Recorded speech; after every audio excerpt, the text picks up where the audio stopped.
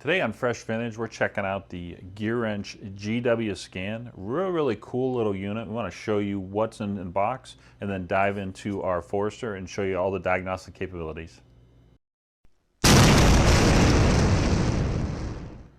So real quick, 10 seconds here. This is the official unboxing. Obviously you have that guy. There's your manual. Not much to see there, but it does have an Android or iOS app. We have it on my Pixel here. And so there's nothing else really in the box. So we're going to jump into our Forester and show you the diagnostic capabilities right now. So we do have this plugged into the OBDII port on our 2016 Forester here. Just wanted to shout out the Smart BT and the Smart 07, both Gearwrench products. This is more of a code reader, but those are definitely scan tools and more, heavy diagnostic units, especially the Smart 07. Go check them out on our other channel, Fresh Vintage Garage. We'll leave the links for those videos in the description of the one you're watching right now. So Gearwrench is doing all the right things with their diagnostic tools, and they've done a really solid job right out of the gate here. But let me go ahead and hit activate paired device, and we'll throw this screen recording up on the screen, and we'll get into the diagnostics. And so we are here at the home screen, and we just want to shout out in the top part of the screen here. You see we have Subaru, and I just had this connected to my CRV off screen. So just make sure you put your year, make, and model in here. It seems to not work 100% perfect until you do that. But now that we have that set up, I'm just going to hit quick test. And we'll make note the ignition is on, the engine's not running, but we may fire this up just to see some live data. And you can see it's actually going through and just kind of doing a top to bottom check of the vehicle. Interesting to see, we were just looking at it. It says it has 47.1% of the gas tank capacity. So that's kind of neat to see. Throttle position, so 17%, that's interesting. But it says 4 items could be optimized. So I just want to do, let's see what battery check does. So start testing, battery check, test preparation, ensure that the engine's been started. Let's just jump right into that. Okay. Okay, it says please stop the engine.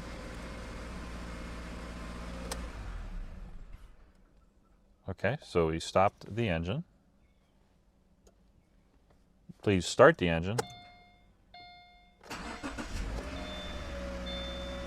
Now we're analyzing the battery here. Let's just see what it does.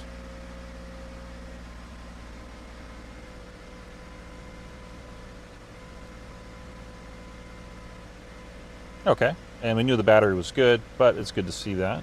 So let's hit back here. And I want to do OBDII fault check. So let's take a look here. Onboard diagnostics. Yep, got it. Go. I'm just leaving the car running because I wasn't 100% thrilled that I turned the car off and immediately turned it back on. So I'm just going to give it a minute, get some oil circulating through the engine. So this is our OBDII fault check. I mean, it feels like it's doing the exact same thing again, but we'll give it a minute and run through here.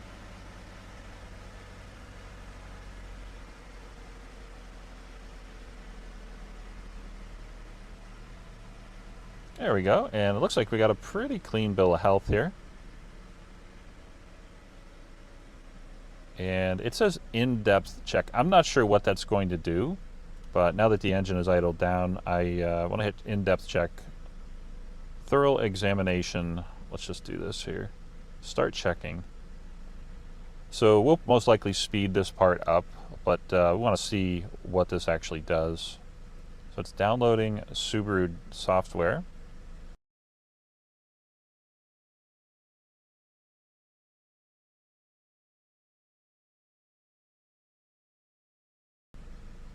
Okay, and we are done here. I'm actually kind of impressed that much stuff came up in this. I'm just going to turn the car off and then go right back into the ignition being on with the engine running. I want to click fault details and see what this says. Okay, so it's actually giving us a report of the items it found. Control module, communication bus, lost communication with steering angle sensor. Interesting. So these are all things that if we wanted to clear all these data trouble codes, we could just hit the button. We're not going to do that. But interesting to see there's 1, 2, 3, 4, 5, 6, 7, 8, 9, 10, 11, 12, if I counted right, 12 of these. Interesting to see that much and that little, the GWScan dug into the systems in depth that much. But let's go ahead and back out of here. I want to go back to that home screen. We'll get to the emissions readiness in just a minute. So we did the in-depth check, and then we want to do the malfunction indicator lamp status. They're basically the check engine light is what they're talking about there.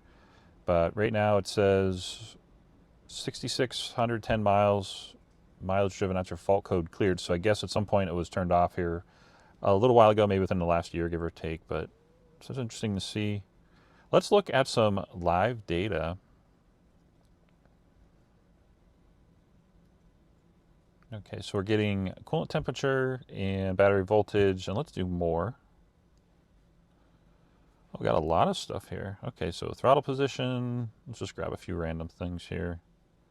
One more, oh, we already did that. Ambient air temperature, let's see what the temperature is outside. We'll hit next. Okay, so what this is doing is you can see it's just constantly running through. Let's go back and add, let's just load this up. Let's just get a whole bunch of stuff in here until it says, actually, let's just select all. There we go. Let's see what happens here if my phone blows up. And there we go. So pretty cool to see the amount of data coming out of the actual computer. I'm going to start the car just to see what changes here.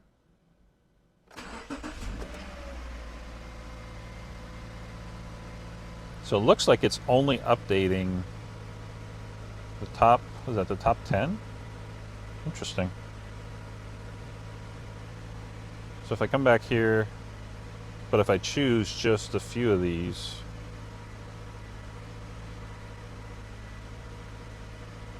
it's just, yeah, so I guess it'll update up to the top 10, basically the screen. So back at the home screen here, I'm just going to turn the ignition on. The engine's not running, but the ignition is on. There's driving data, and we may have to go for a little bit of a drive here because it'll give you vehicle speed. It'll actually give you like your tachometer, and I believe this will give you like a whole second, like a screen, like an actual speedometer cluster and instrument cluster. So we're going to go check that out here a little bit later in the video. But you see where it says estimated fuel consumption and total miles driven. This will actually track that for you if you want to do that. But looking at the main screen here, we just looked at the fault scanning over through the live data. Let's look at OBDII full function. I'm kind of curious to see what this does.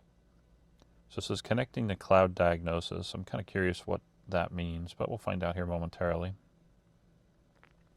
So let's go through an auto scan. These are just the different protocols that different parts of the world use. Let's look at module, let's do this module 7E8. And let's read a trouble code, stored codes. So the check engine light is not on in the actual Subaru here, so that's good to see that it says that the check engine light's not on.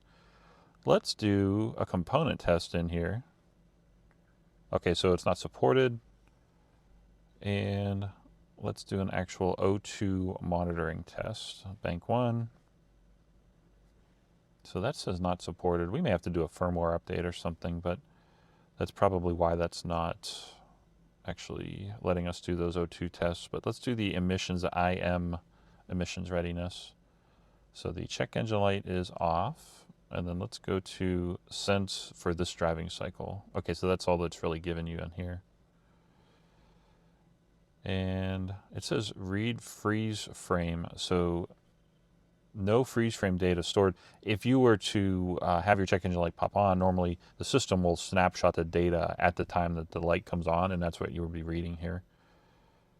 And let's jump out of here to the home screen and let's take a look, because there's other things in here. Some of the stuff I've not actually seen before. Let's just click on emissions readiness.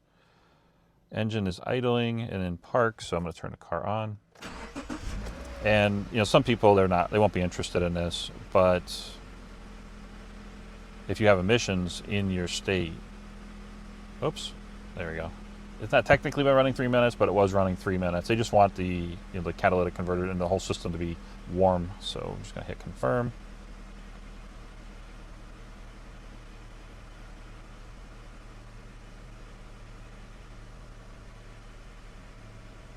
Okay, so kind of a clean bill of health here.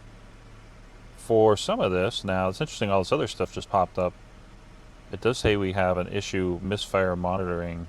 Now it doesn't let me click on any of this though. So keep in mind, I mean, you're buying a code reader with this capability. You're not buying an in-depth diagnostic scan tool. It'd be cool if you could click on that, but it does give you, maybe you want to take it to a shop, or if you have a friend with an actual scan tool, you could maybe upgrade to the GW Smart BT or the Smart 07 to kind of dig into this to see what's going on. And I'm going to click on mode 6. I have no idea what that is. Provides onboard diagnostics. Okay, so let's see what happens when we click start testing. And I'm just leaving the car on. I'm not sure if the car needs to be on for this, but I just want to click through here and scroll through, and there's a lot of data coming out of this. Interesting. Let's purge flow monitor. Okay, so this is kind of a component test. Interesting.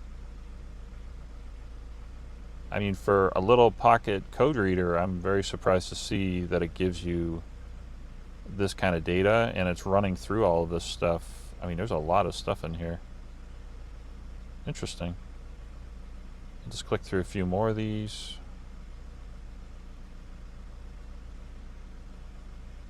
And component test, it said it wouldn't work in well-ventilated area. The garage door is open, so we're good with that. Let's do throttle detection. Let's see what happens here. When the engine's in and active, blah, blah, blah. There we go. Idling. Please check everything is off. Test in progress. Do not operate the vehicle.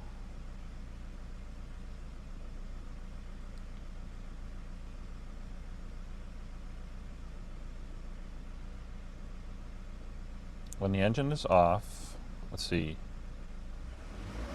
Well, I thought it would show me the actual...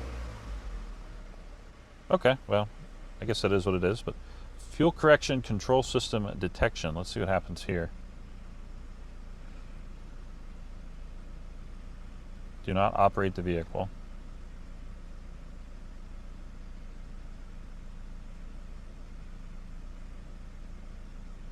Okay, so you do get a little bit of data out of this. It says it's working normally. It does give you some results there. And let's do airflow sensor detection. It's interesting that these three are the actual component tests, but I mean, it's better than not having them, so.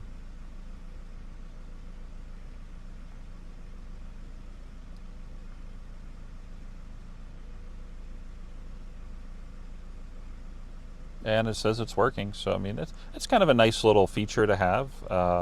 You know, it would be cool to see a whole bunch of other odds and ends in here for component, you know, parts of the vehicle. But so we do have the MIL status. We already looked at that battery check. We already did that. Let's set up for the smart dash, because I'm going to do, actually, I'm going to skip that. We're going to save that for the end of the video. So the one other thing we wanted to show you is if you look at DIY Corner, you see smart dash, performance test, and trip management. And we're just going to work backwards. Stick around for the smart dash. We just want to show you trip management. You can just track your mileage. If you actually want to take a trip, if you want to do that in your app, you can set that all up. Performance test is just like it sounds. If you literally want to do standing like launches with your car, you can see what kind of data comes out of here. We're not going to go drag racing in the Forester here. We just wanted to show you this. But if you do buy a GWScan and you do this, let us know. Leave us a comment how it worked and if you liked it. Looking at the smart dash, this is by far the coolest feature here that we've seen. And we're just going to go to Techno. I mean, all of these work. Let me just, there we go. You see that one. And then Techno. And then I'll show you the actual, there we go. There's a whole bunch of them here. The HUD was kind of neat because if you actually just wanted to use this as a heads-up display, if your car maybe didn't have a digital speedometer, this could work in a driving scenario. But we're just going to go to Techno, and I'm going to click on Techno here, and you can see our current fuel consumption, our engine load. We do have our battery voltage and our actual temperature here as well. So I will say the actual tachometer is a little delayed. So when you hit the gas, it's pretty, pretty quick to catch up, but it does have a little bit of a delay. And I'm just going to put the car in reverse and just see if we can actually see like miles per hour. Probably not. Yeah, so there's our miles per hour. So could you use this as a speedometer? Sure. Would we recommend it? No, because it's not an actual, DOT approved speedometer, but kind of cool to see that it's in here. Wanted to take a moment and mention our website, scantooldepot.com. Whether you need TPMS equipment, batteries, testers and chargers, smoke machines, ADAS equipment, scan tools, and a whole bunch more, check it all out at scantooldepot.com today. Wrapping up the video here, let me get this guy out of the OBDII port. The GWScan, I kind of like it. It's, nice little pocket unit. I mean, very, very small. You see how small it is in my hand. Very, very fast and convenient. And if you're looking for a quick code read, if you saw some of that live data and you're interested in it, this could be the guy for you. We'll leave the link for this in the description of the video you're watching now. And also check out his bigger and even bigger brother, the GW Smart BT and the GW Smart 07. If you're looking for more capability, those two really deliver, especially the 07. That thing is a really solid scan tool, especially for the price point that you're paying for it. But we'll leave the links for those videos. We have videos on all three of these, and we'll leave those in the description of the video you're watching now. Leave us a comment. Have you bought one of these? Do you like it? What don't you like about it? Are you thinking about buying one? With that, we appreciate you watching. If you like classic cars, muscle cars, if you like car auctions, Fresh Vintage your channel. If you like scan tools and shop equipment, definitely check out our other channel, Fresh Vintage Garage. Scan tools, shop equipment, keep your cars certified fresh and on the road. We appreciate you watching. Have a good one.